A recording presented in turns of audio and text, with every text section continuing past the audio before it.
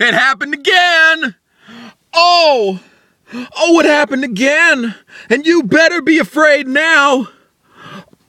When qualifying happened on Friday, oh, I was shitting myself. Oh, I did not like that. I was having flashbacks to last year. I'm sitting there thinking, so it begins. The godforsaken downfall of Truex for the second year in a row in round 2, man. This race was good. What?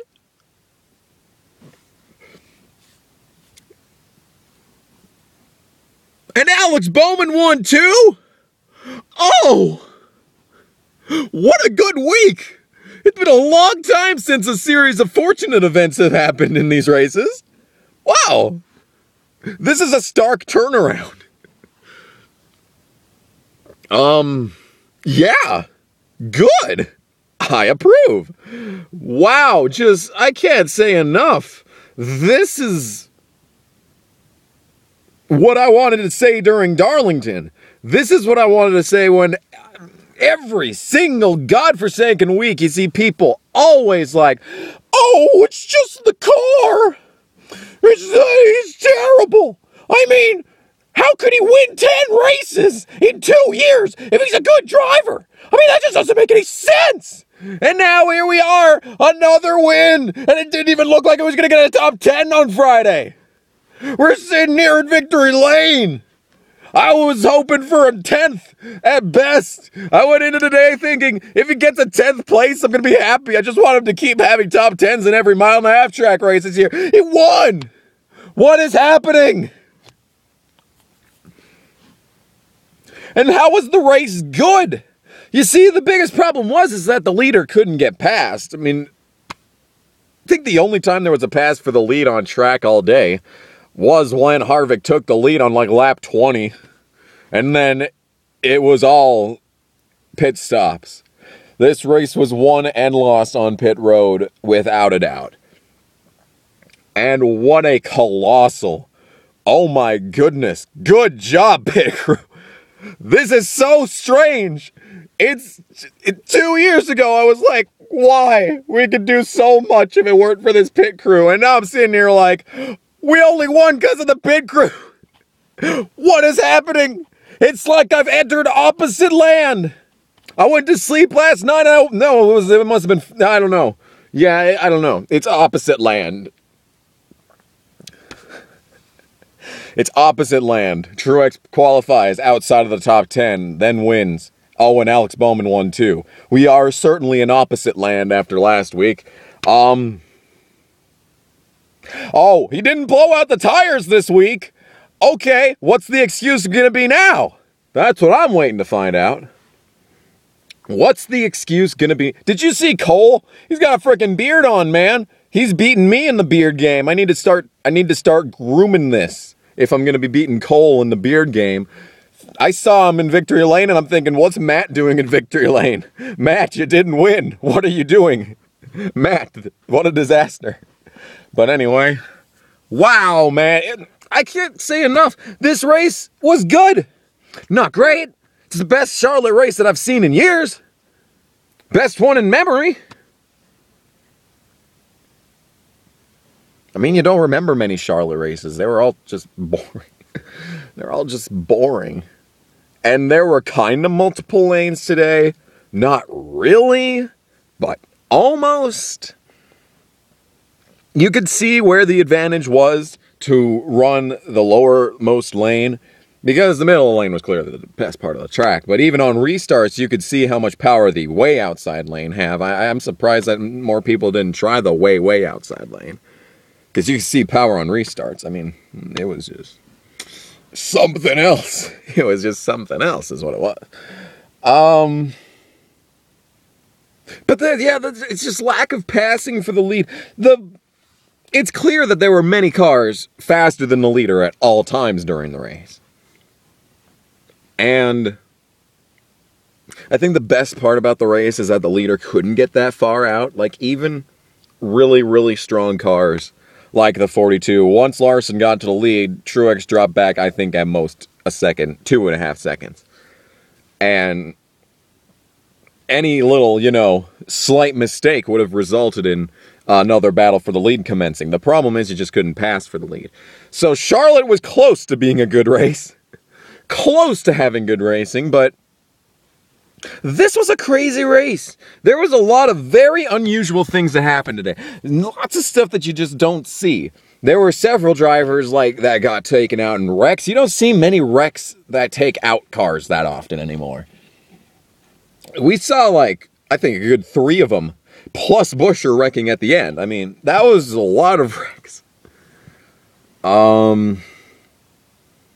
Sucks that McDowell didn't do good. He looked like he was having a strong car today. I mean, he had a strong car in qualifying, but not really the race. I think he had maybe a 20th at best car. But hey, he had a top 20 streak going in the summer, so, what else to say? I'm surprised the Xfinity race was as good as it was. It wasn't great. The Cup race was probably better, but you definitely saw, I think, a few more passes for the lead in Xfinity. There were at least 2, which is potentially more than the Cup Series had, but,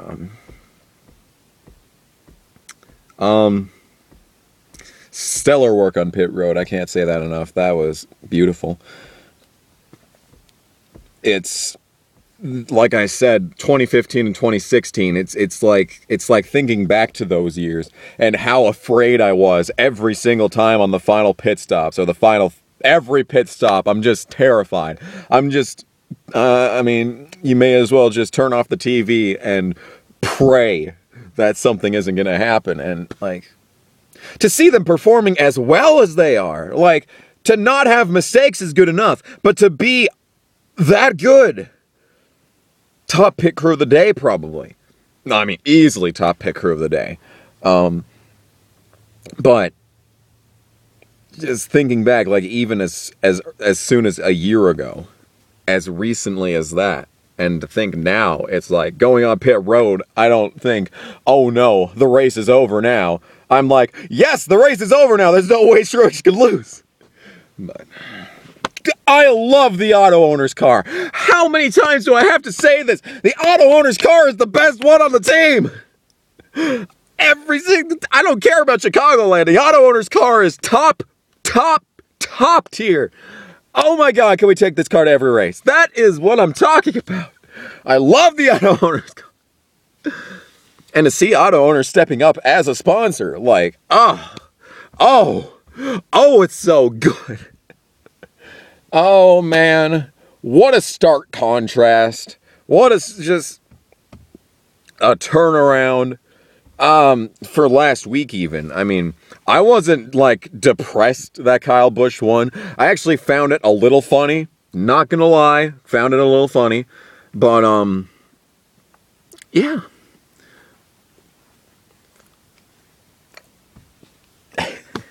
So, Larson, Kyle Busch, and Truex have won all of the past 5 races. They should have won the first 25 as well. The race was good, not great. Better than any Charlotte race in recent memory. Xfinity was about on par with Cup. Tires mattered, that's nice. I mean, I guess we didn't really see if tires really made much of a difference. I don't think we saw any tire strategy today to actually determine whether or not tires mattered, because everyone was using tires. I mean, we found it out in Xfinity, but not really in the Cup race. Who knows? I was gonna forget to say this, but yeah, we're doing it. We're gonna do Talladega live reactions. Both races. The entry list when it comes out on Monday. Hopefully we see Corbin Forrester in one of them not shit tier trucks. Hopefully. I'd like to see them put him in a 99. Hell, even a 66. Is the 66 even on track anymore? I don't remember. They probably shut down like half the other teams. But anyway, yeah, good stuff. More of this good racing, more passing for the lead would be appreciated. But considering the past few races, Chicagoland especially, virtually nothing happened. Today, a lot of stuff happened, which is nice to see. Nice change of pace. Excited for what's next. Talladega. I literally just said Talladega's next, but oh man, it's gonna be good. McMurray. Watch McMurray. I forgot to say this on Twitter, but McMurray's the biggest sleeper in this chase because he's won at Charlotte twice. He finished 5th today. He's above the cut line going into next week. He doesn't even need to win and he has potential to advance. And he's good at play tracks. Oh, McMurray is going to be interesting to watch next week. The whole race is going to be interesting to watch. Busch has to do good, otherwise he could potentially be out of the chase entirely. I think the only one that actually can coast their way from here would be Larson. So, I don't know what else to say, man. I don't know. What else do you want me to say? Good racing all around. Not great, but good. 6 out of 10 for both races. And yeah, don't forget about those live reactions.